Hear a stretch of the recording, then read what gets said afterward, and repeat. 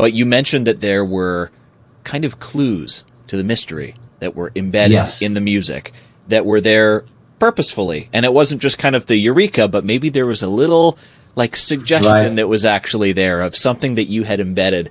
And I don't know if that's technically a Easter egg of some kind, but I did want to revisit with you on season 1 some of those types of things that maybe you slipped in there.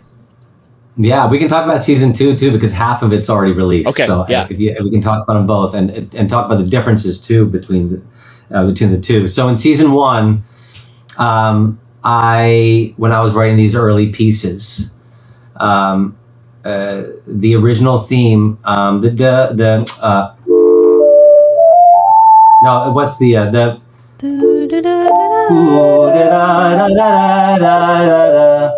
Thanks, Carol.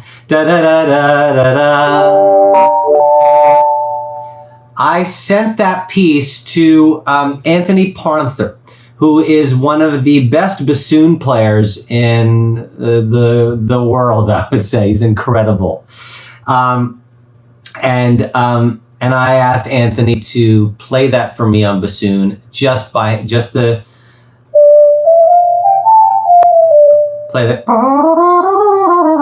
it for me on bassoon and send it back to me.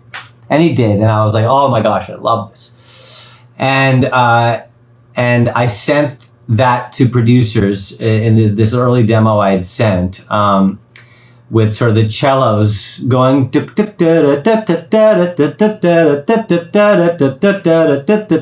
underneath, and you hear with Anthony playing on bassoon. And the producers were mixed on it when I first sent it to them. Jamie Babbitt, our director, loved it. John loved it immediately. And a couple of the producers were unsure, and I never knew why they were unsure till later. And I think it's because I had our main theme being played on bassoon. And at the end of season 1, you find out that our killer is the lead bassoonist in the orchestra. And that was accidental. I had no idea where the story was going at that point. It was so early. And so it ended up being this accidental Easter egg, but it ultimately made it in, and it's there. It's in the main theme. It's on the, it's everywhere. You can hear the bassoon everywhere.